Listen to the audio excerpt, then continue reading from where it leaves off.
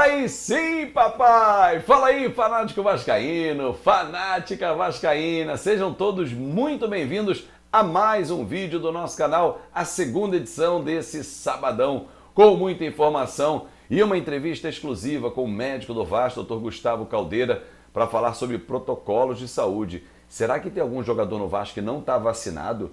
Corre o risco de não jogar a Copa do Brasil? De ficar de fora do Campeonato Brasileiro da Série B? Você vai entender tudo isso e muito mais. E o neném, artilheiro isolado do Campeonato Estadual, o vô tá on, Anderson Luiz de Carvalho, tô lendo o nome da fera aqui, nenê, 5 gols, seguido de quem? Raniel, queima a língua, queima a língua, Azevedo, não tem problema nenhum, fico tranquilo em dar o bracinho a torcer, porque está o início realmente surpreendente. E ele mesmo, o Raniel, disse isso ontem na entrevista lá no Vasco da Gama. Daqui a pouquinho eu estou de volta com todos esses temas e muito mais, falando da preparação para o jogo de amanhã, diante do Audax. Não sai daí, mas claro, solta o dedo no like, tá aqui embaixo.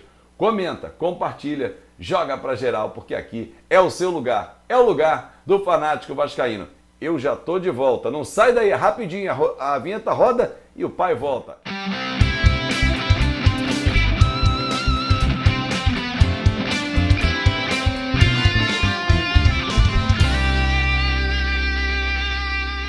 Aí sim, papai! Voltei, falei que era super rápido, a vinheta roda é rapidinho, 10, 12 segundinhos, a gente já está de volta para falar com você e para falar que o Nenê é o artilheiro do campeonato estadual. Como assim, Azevedo? O cara de 40 anos está brincando no campeonato estadual? É, tá brincando. Ó, 5 gols em 7 jogos e também temos o vice-artilheiro, Raniel, 4 gols. Quem é o terceiro? Pedrinho, do Volta Redonda. Ah, tudo isso pode mudar, claro, mas hoje o Vasco é o terceiro colocado na competição, com 16 pontos ganhos.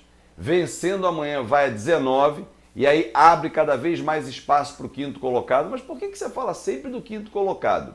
Eu vou explicar para você, torcedor. O regulamento do campeonato estadual é assim: 4 primeiros avançam para as semifinais. O primeiro enfrenta o quarto, o segundo enfrenta o terceiro. Beleza? Ok. Para garantir a classificação antecipada, a conta tem que ser para o quinto colocado. Não é para o primeiro, para o segundo ou para o quarto colocado. É para o quinto. Restam 4 rodadas com essa.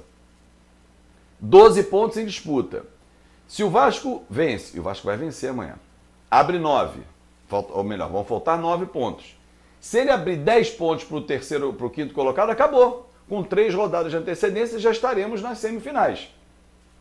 Ah, Fábio, restam 8 pontos de distância. Aí não, tem 9 em disputa. Matematicamente tem chance, mas pelo que a gente está vendo, esquece. O Vasco vai classificar. E aí, para que você entenda um pouco mais sobre o regulamento, torcedor, como é feito o regulamento estadual? Primeiro enfrenta o quarto, segundo enfrenta o terceiro. 2 jogos. Quem fica em primeiro e segundo tem vantagens nas semifinais. Quais são as vantagens? A primeira, escolher o mando de campo. Ah, mas os jogos vão ser todos no Maracanã. Sim, mas o mandante tem obrigações dentro de uma partida. Ah, eu vou fazer o primeiro jogo como mandante ou o segundo. Ok. Qual é a outra grande vantagem? É jogar pela mesma pontuação, pelo empate na pontuação e no saldo de gols nas 2 partidas. Exemplo, o Vasco enfrenta o Fluminense na semifinal 1, ganha por 3-1, vai para a semifinal 2, Fluminense e Vasco, inverte o mando de campo, perde por 2-0. 3 pontos o Vasco fez no primeiro jogo, 3 pontos o Fluminense fez no segundo jogo. Quem ficou em primeiro e segundo desse confronto? Ah, foi o Vasco, foi o segundo. Então o Vasco tem a vantagem de empatou em pontos, empatou no saldo de gols 3-1 contra 2-0, ok? Quem avança? Quem fez melhor campanha na fase inicial. Por isso ser o primeiro ou o segundo traz essa vantagem. Ah, e o campeão da Taça Guanabara? É aquele que ficar em primeiro lá na fase de classificação das 11 rodadas. Hoje é o Fluminense quem está liderando a competição. Então, e nas finais, Fábio, tem essa vantagem? Não, apenas da escolha como mandante. Mas em caso de empate, Vasco e Flamengo na final, Vasco ganhou o primeiro jogo de 2-0, perdeu o segundo de 2-0, ou 3-1, ou 4-2, ou 322-320. 2 gols de diferença, ok? Ok. Pênalti. Direto e reto. É assim o regulamento do campeonato estadual. Beleza?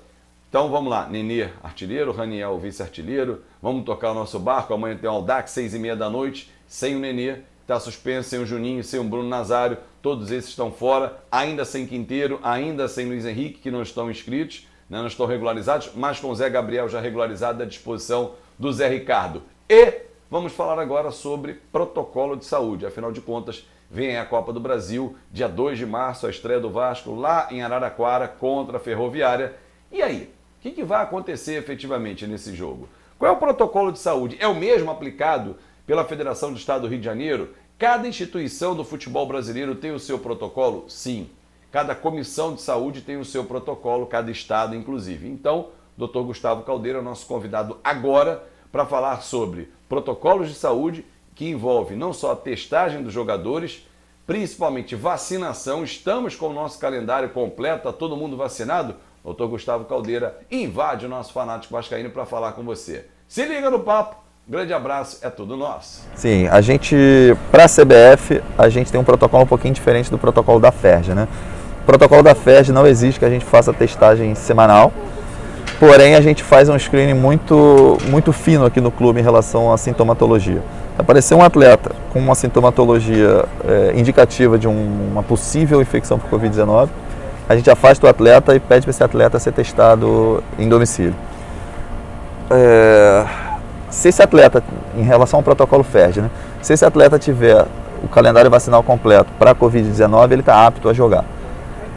E aí ele responde um questionário de bem-estar. Se não tiver nenhum positivo para esse questionário de bem-estar, tiver ausência de qualquer sintoma, ele está apto. Já no protocolo da CBF é um pouquinho diferente. O protocolo da CBF, você precisa estar com o calendário vacinal pleno para poder ser elegível a participar da competição. Então, como nós temos todos os atletas vacinados em forma plena, para a gente isso está muito tranquilo. A gente só vai retestá-los, porque é uma exigência da CBF, menos os atletas que tiveram Covid a partir do dia 1º de janeiro e após 4 meses do dia 1º de janeiro. Os atletas infectados, esses estão liberados de serem testados. E se estiverem ausência de sintoma. Mas internamente a gente continua com os mesmos protocolos. A gente distribui cartilha, a gente cobra o tempo inteiro do uso de máscara, principalmente em ambiente fechado. Higienização das mãos o tempo inteiro. A gente trabalha separadamente a fisioterapia e a preparação física para não ficar aglomerado o maior número de atletas. Sim. Então a gente tem os protocolos internos que ajudam a segurar o surto de Covid interno. Aquele surto que teve logo no início do ano deve-se, imagino eu, muito a cada um dentro do seu ambiente familiar, com as suas reuniões, que era esperado. Não, sem dúvida. A Ômicron era uma variante muito transmissível, uma variante muito transmissível, né? Sim. Então, com as festas de final de ano, Natal, Réveillon, era esperado que alguns atletas e staffs viessem contaminados. Mas ninguém teve nenhuma complicação também. Não, nenhuma. Todos os sintomas bem brandos, graças a Deus, enfim. E como a gente fez a Copa... Todos estão vacinados, você falou isso, todos de forma plena. É plena, já tem a terceira... Duas doses. A terceira dose ninguém tem ainda. Nem o Nenê que tem 40 anos? Não, a terceira dose alguns atletas já estão contemplados no calendário, né? Mas como a gente tem um grupo bastante novo, a terceira dose não tem todo mundo ainda. Aliás, o Nenê tem que esperar, né? Porque como ele teve Covid, ele tem que esperar um mês, né? 30 dias. 30 dias pós-infecção. Então, eu sei porque nós somos quase da mesma idade, eu tenho 44, então tem isso, né? Tem esse período que era final de janeiro, tem que esperar um pouquinho, né? 30 dias. Ele contaminou no dia... Contaminou não, né? A gente detectou no dia 3 de março. 3 de janeiro, perdão. Então, a partir de 3 de fevereiro, é da detecção ou depois da detecção? Da detecção. 30 dias. Então, ele já está apto para fazer a terceira dose. Já está apto para fazer a terceira dose, embora os protocolos considerem vacinação plena duas doses. Isso aí para qualquer competição também. Qualquer competição. Não só competição. Sim. O Ministério da Saúde considera pleno 2 doses. A terceira ser um reforço. A terceira é o reforço. Tá ótimo. Doutor, obrigado. Boa temporada e pouco trabalho, né? Que é o que a gente espera, né? Esperamos, né? Que seja assim, que continue assim. Obrigado, Fábio. Valeu, galera!